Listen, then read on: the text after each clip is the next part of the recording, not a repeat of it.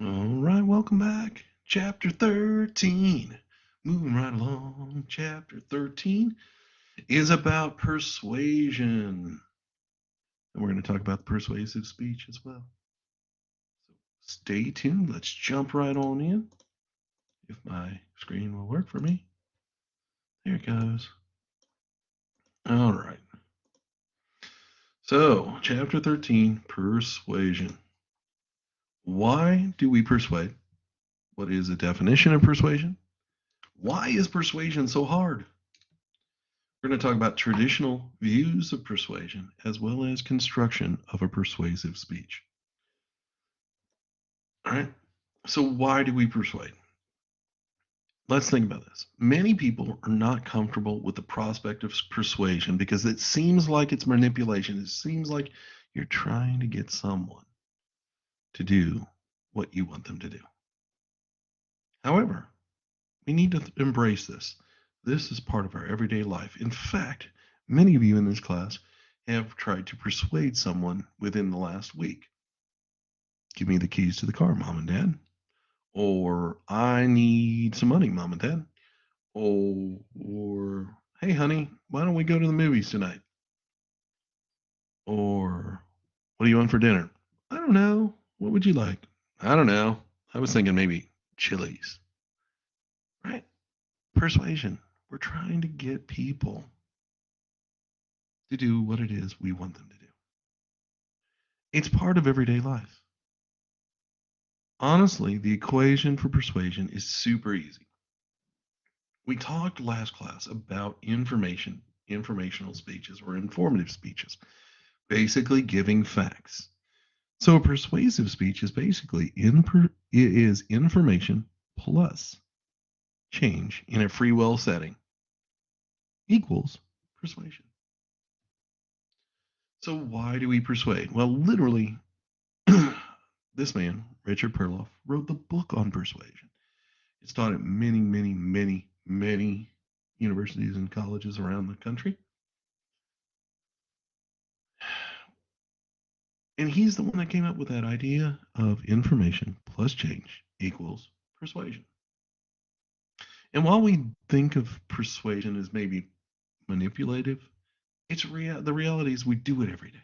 This is not unusual behavior. And this is how persuasion, Perloff says, works within our brain. He created a persuasion wheel, basically, where everything kind of happens. So we can be at any one point in this wheel at any given moment in our life. But ultimately, persuasion doesn't start to happen until someone gets our attention, right? Then we have to trust the messenger, respond to the messenger. We have to look at it, try to figure out what it is they're trying to say. We have to listen to their message.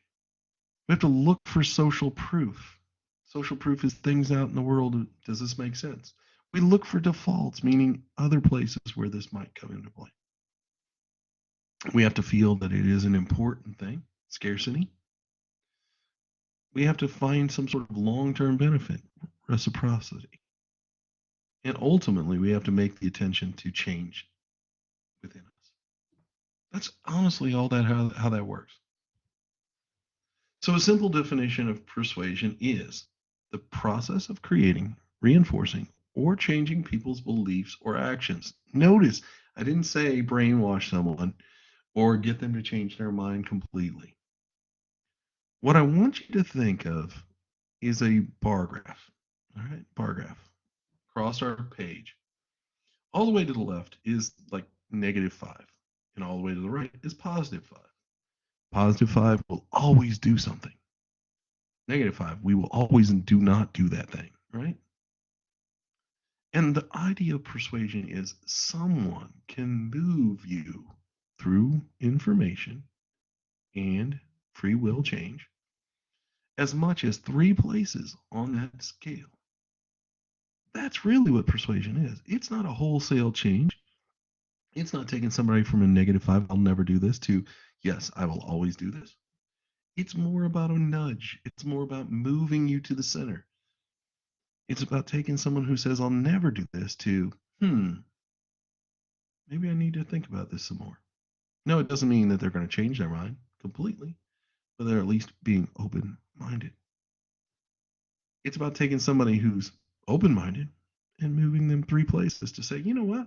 I think I'm going to start doing this, or I'm going to make this change in my life. That's the reality of persuasion. It's not a magic pill or a magic process or brainwashing. It is simply trying to convince someone of something by giving them facts, figures, numbers, a reason to change. So you need to figure out, where do you think your audience sits on the topic that you choose to persuade them on. And accept the fact that you're never going to move most people more than 3 places. And honestly, only the best people can move people 3 to 5 places. And what I'm telling you is, if your audience is dead set against something, the idea that they will be dead set for it at the end of one speech is not realistic. I don't need that. I just want to see you walk through the process of trying to convince me about something you feel strongly about. So when we understand the persuasive process, again, 3 goals in mind. I may not convince you, but I can take you from a 0 to a 2 or a 3, right? I can take you from a 2 and turn you into a 3 or 4 or 5. Or I can take you from a -1 and maybe bring you to a 1, where you're at least open-minded about something. Think about your target audience. Those are the people you're speaking to. That's who you want to change. It may not be everyone in that audience, though. I'll tell you an example. I'm not going to go to a Republican state convention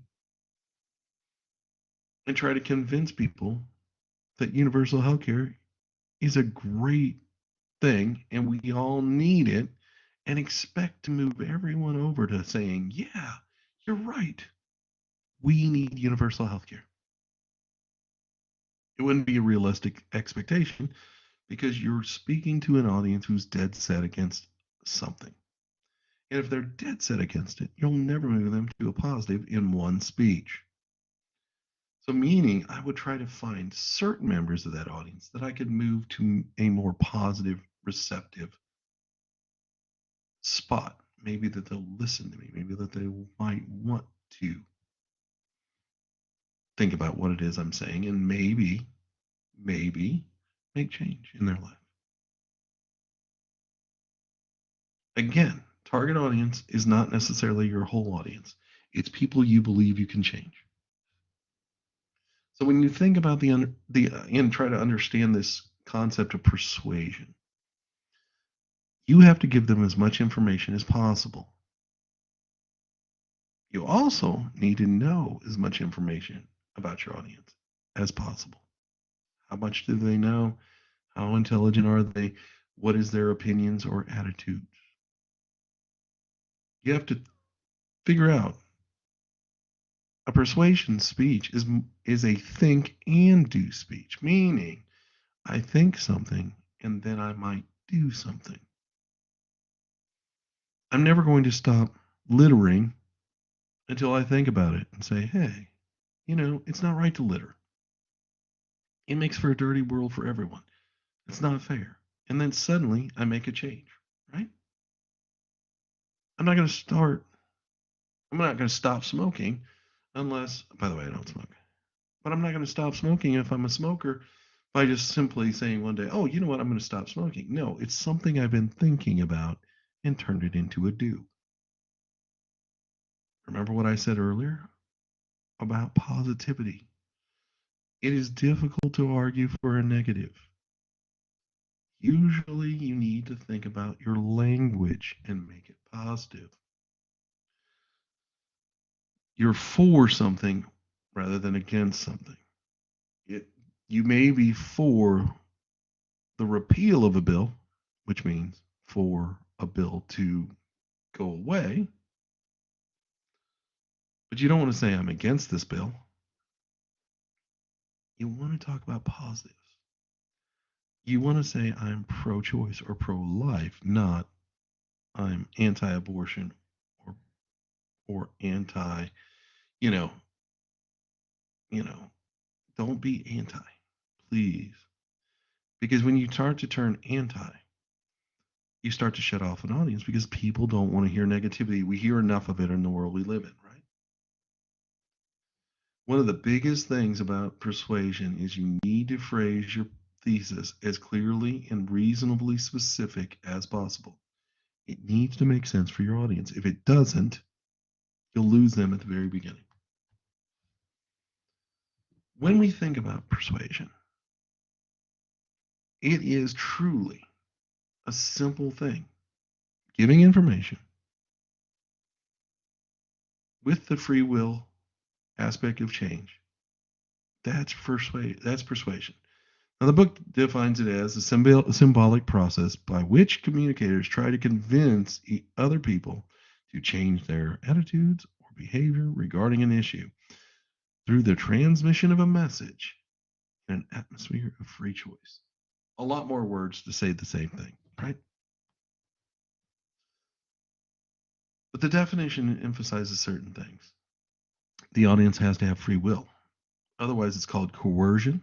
You're forcing them to change. Mental dialogue is always an active component, meaning your audience needs to be able to think and ask themselves questions. You need to ask rhetorical questions to your audience. Note also that it's an attempt, it's not always successful. Even the best persuasive speakers only can achieve about 78% success. Now, that sounds pretty good, but I'm telling you, the best salespeople can only score about 78% of the time that sale, right? And then we have to be ethical as a speaker. We have to be trustworthy. We have to be reliable. Our information must be as well. Otherwise, we'll never affect change. So, why in the world do we feel like persuasion is so difficult? Well, let's start with the basic idea that I think hits us all, and that is change is stressful. We don't like change. Therefore, as human beings, we tend not to want to change. Okay, there's our first roadblock we've got to get over. And we have to get our audience over that same roadblock. Selective exposure, meaning we want to protect our own current way of thinking. We don't want to make a change because we're happy with our life.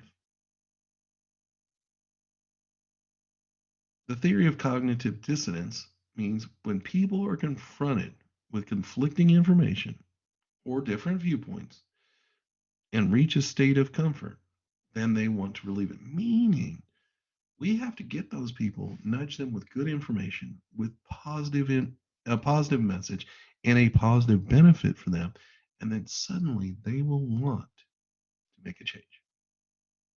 Otherwise, the audience develops that reservation idea or counter arguments, or they are like, nope, I'm not going to change my mind.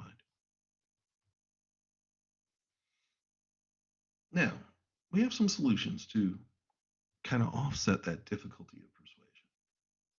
And the first one is, again, like I told you earlier, a great proposition statement, meaning create a reasonable persuasive goal, meaning I'm not going to change everyone's mind, but if I can change one or two of your minds, I've done a great job. If I can make you more receptive next time to somebody else that speaks about this, I've done a great job. We have to address the reservations of our audience with proper refutation, meaning two-tailed arguments. Meaning we need to give them good information that backs up our opinion, our place. We need to acknowledge any counter arguments that they may have, never insult your audience, and provide evidence to dissuade them from their counter argument. Stress the benefits and rewards of change rather than the fact that you're changing for change itself. No smoker wants to quit smoking because it's going to be awesome and fun. Because it's not. No smoker wants to quit smoking because, I just felt like changing something in my life today. Nope, that's not going to work. They're not going to make it happen. So we need to think about the benefits, the rewards, what is going to happen if we quit smoking, right? In our case, we need to think about how we can show the benefits of change to our audience when we're asking them to recycle or we're asking them to do something different than they already do. Maybe be a bone marrow donor, maybe be a blood donor, right? So some things come into play with persuasion. Our brain works in three patterns, and I'm going to go through the three patterns. We have logos as our first pattern, and logos is logic and structure. It's evidence. It's arguments that prove something. Logos is logic. Just think of it like that, meaning it's facts. Right? Ethos. Ethos is perception of an audience. It's they look at the speaker, they listen to the words, and they start to make a change. What characteristics of the speaker have that makes us want to like him more? And then pathos is a pure emotional appeal, reaching out to our audience and trying to use emotion as a persuasion tool. Now, the goal is to use all three of these: logic, likability, as well as emotion. That would be the end goal. We want to do that. Utilize our Maslow theory. Remember, I showed you that, the hierarchy, that pyramid? We don't change unless we need to change. We don't change unless we want to change. We don't change unless there's some benefit for us to change. Fear can be used as emotion under specific circumstances, but fear is a short-term emotion. Meaning, you can get me to sign on board for COVID vaccines for a certain period of time, but if I get enough evidence to support the COVID vaccine cause more problems than they solve, then suddenly maybe I change my mind, right? I'm not saying this is me. I'm just throwing in a hypothetical that people are thinking about right now. But rather than use negatives, let's think about the positives. Stress the positives. People respond positives. Remember what I said, construction of persuasive speech, we need to go back to our proposition statement. What is it we're trying to achieve? Do we want to get more people to recycle? Are they going to recycle every day? Are they going to recycle every other day? What are we trying to achieve, right? Build that speech around your proposition statement and show them the benefits with good quality evidence.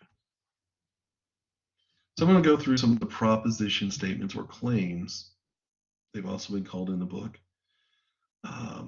that you could utilize. And one of these you should be able to utilize for your speech. A proposition of fact. And what a proposition of fact says is it attempts to establish a truth of a statement, meaning Bigfoot exists. What? While I can't conclusively prove that Bigfoot exists, neither can you conclusively prove that Bigfoot doesn't exist. But there are lots of people who say they have seen Bigfoot. And let's talk about their story and what they may have seen. Suddenly you're using their people's facts, right? Okay? You're using their information. Now, the second one, proposition of a definition, meaning a specific thing or idea should be specifically stated in a specific way. Meaning, first of all, we probably have to, if we're going to talk about pollution, what type of pollution, right? So we would probably, a proposition of definition would be sound pollution is any kind of pollution that contains sound waves that are unappealing to the human ear. Do I feel 100% good about that? No, but I'm at least closer to my proposition statement for sound pollution. Proposition of value, that one idea or action or policy or something is better than another. It's more ethical. It's better for the overall economy. It's better for people in general. That's what you're arguing with proposition of value. When we think about proposition of policy, That's when our government should get involved, meaning all drivers 80 and up should have to take a complete physical before they get their driver's license renewed every year. That way, we prove that elderly people are not medically incapable of driving. Some propositional facts. Let's look at some things that we could talk about or think about. Converting to solar energy can save homeowners money. Yeah, it's costly. It costs a lot of money too, but over the long run, you could save so much money. Another proposition of fact, John F. Kennedy was assassinated by Lee Harvey Oswald working alone. That's what the commission said, right? Experiments using animals are essential to the development of many life-saving medical procedures. Climate change has been caused by human activity. And then you'd have to back any of these up with facts, right? These are all ideas, propositions of fact. Let's talk about propositions of value now. Hybrid cars are the best form of automobile transportation available today, and you would tell me why. You would give me the reasons why. Homeschooling is more beneficial for children than traditional schooling. Why? Give me the facts, right? The war in Iraq was not justified. Okay, all right? Capital punishment is morally wrong. Okay. Again, you would give me facts. You would give me a value, what you feel, and then show me facts of why. Let's talk about policy. Our state should require mandatory recertification of lawyers every 10 years. Why? Why is that important? Federal government should act to ensure clean water standards for all citizens. The federal government should get involved, not local, because we see that local tends to hide things, mask things.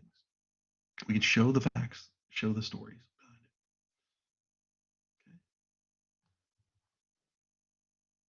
Now, when we organize our persuasive speech, it's important.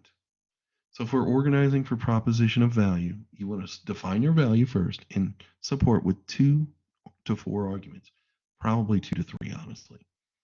And give yourself a few minutes to refute other people's opinion with good facts as well.